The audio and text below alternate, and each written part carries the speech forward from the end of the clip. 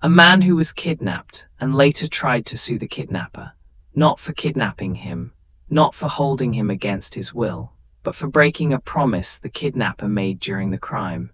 Yes, this is the story of the kidnapped man who sued his own kidnapper because the kidnapper didn't keep his word.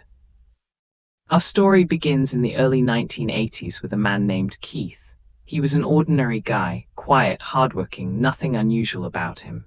He lived a simple life, drove an old truck, and kept mostly to himself. But one night everything changed. Keith was driving home from work when a man stepped into the road waving his arms. At first, Keith thought the man was hurt or needed help. He slowed the truck down. But the moment he opened the door to ask what was wrong, the stranger pulled a gun. Keith froze. The man told him to get into the passenger seat. Keith obeyed. The stranger slipped behind the wheel and drove off into the darkness. Keith didn't know what he wanted, money, the truck, something else, but he didn't ask. He just sat there terrified as the gun remained pointed at him. After a few minutes, the kidnapper, whose name was Clarence, started talking. He told Keith he didn't want to hurt him. He said he just needed a ride out of town, and once they reached the next county, he would let Keith go. Keith nodded, hoping it was true. Hours passed as they drove down long, empty highways. Clarence kept the gun in his hand, but relaxed just enough for Keith to breathe normally again. At one point, Clarence even made a strange promise. He said, "You do what I say, and I swear on my life, I won't hurt you. I'll pay you for the inconvenience when this is all over." Keith didn't care about the money, he just wanted to survive. But Clarence repeated the promise several times. "I'm a man of my word," he said. "You help me, I'll help you." Eventually, Clarence pulled the truck into the woods. "I just need to hide out for a bit," he said. He tied Keith to a tree, not tightly, but just enough to keep him from running. Hours went by. The sun rose. Clarence said he'd be back with food and water. Then he disappeared into the woods, and he never came back. Keith sat there terrified, thirsty, and furious. He realized the man who promised not to hurt him had done exactly that. He had abandoned him, left him tied up, and broken every assurance he'd made. Keith managed to wriggle free hours later, and stumbled onto a dirt road where a passing truck driver called the police. Clarence was eventually caught. He was charged with kidnapping, assault, and multiple other crimes. Keith testified against him. Clarence was sent to prison, and that should have been the end of their story. But Keith wasn't done.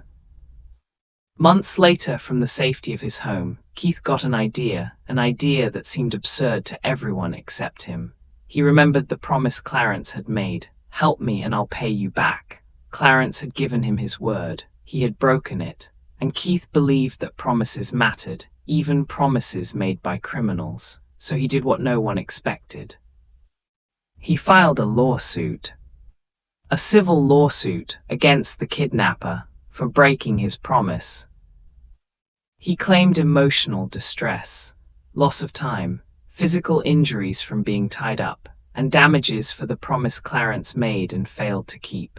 And legally, whether it was bizarre or not, he could file it. When the paperwork hit the courthouse, everyone who read it was stunned. The clerk laughed so hard she had to hand the file to someone else. "Is this for real?" the judge asked. It was. Keith had sued his kidnapper for breach of contract. The court scheduled a hearing. Reporters flocked in when they heard the story. The kidnapper was brought from prison to face the man he tied to a tree. The judge stared at the documents, then stared at Keith. "Sir," she said slowly, "you are suing the man who abducted you because he broke a promise he made during the kidnapping." Keith stood up, calm, serious. "Yes, Your Honor," he said. "If he gives his word, he should keep it." The courtroom erupted in murmurs. The judge turned to Clarence. "Did you promise him payment?" Clarence shrugged. "I don't know, maybe. I was kind of busy kidnapping him at the time." Laughter filled the room, but the judge wasn't laughing. She asked Keith why he believed the promise was legally binding. Keith answered simply, "He made a deal. I upheld my side. I didn't fight him. I didn't try to escape. He promised not to harm me and then abandoned me. So yes, I want compensation. It was one of the strangest arguments any court had ever heard. The judge eventually dismissed the lawsuit, explaining that agreements made under criminal circumstances are not valid contracts. A deal made at gunpoint isn't a deal at all, but she acknowledged the creativity and the bravery behind Keith's attempt. Keith didn't get money, but he did get something else. His case became famous. Law schools still use it as an example of how contract law works and doesn't work, and Keith himself, he said something that stuck with reporters for years. He said he broke the law, he broke his promise, one of those things the court punished. I wanted justice for the other one. And that is the incredible true story of the kidnapped man who sued his kidnapper for breaking his promise.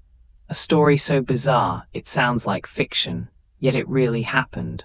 A story that proves even in the strangest circumstances, people still believe promises matter.